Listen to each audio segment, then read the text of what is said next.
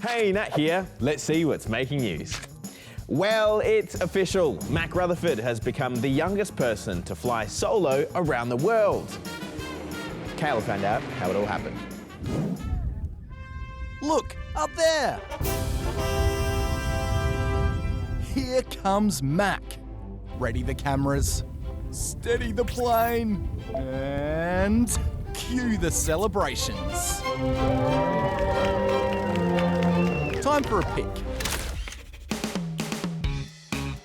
After 5 months and 52 countries, Mack Rutherford has touched down in Bulgaria, becoming the youngest person to fly solo around the world in a small aircraft. I feel amazing in the sky, so there's definitely a definite sense of freedom when you're flying. In a plane, you can go up, down, left, right, basically as much as you like, and go wherever you want to go.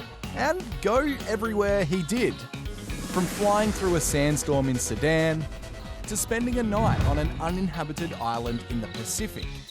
I had a 10-hour flight across the Pacific, and I had to make sure that everything was okay, not only beforehand, but during the flight as well. You might remember Mack's sister Zara, who earlier this year became the youngest woman to fly solo around the world.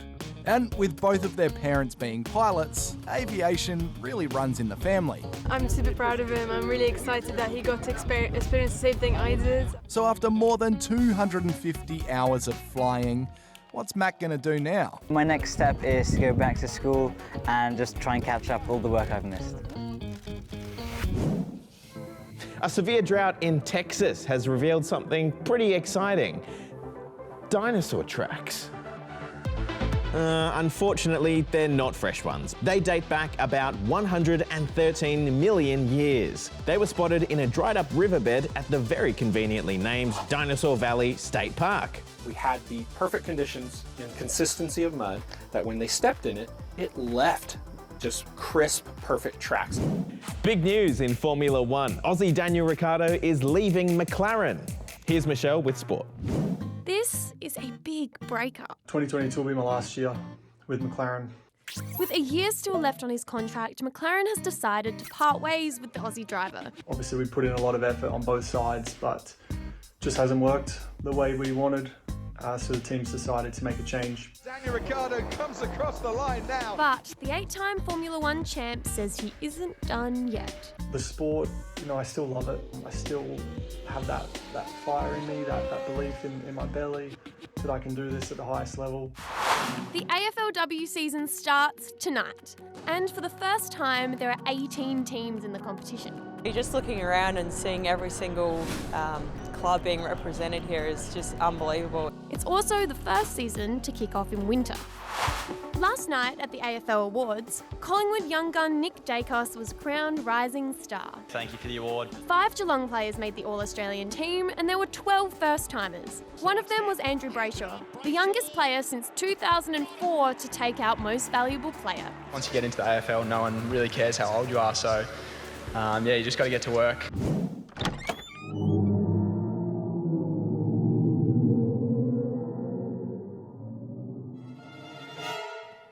That sounds pretty scary.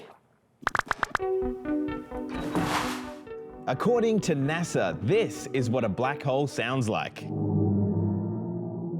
A black hole is a point in space with so much gravity that nothing can escape it. This sound has been going viral lately because people online say it's, well, pretty unsettling. NASA made it using a process called data sonification, which, as the name suggests, turns data into sound. The actual sound you're hearing, though, is approximately 57 octaves higher than reality, because we humans simply cannot hear it at its normal pitch. Now, back to Earth, and to a Tyrannosaurus Rex on the loose. Sounds a bit scary, doesn't it?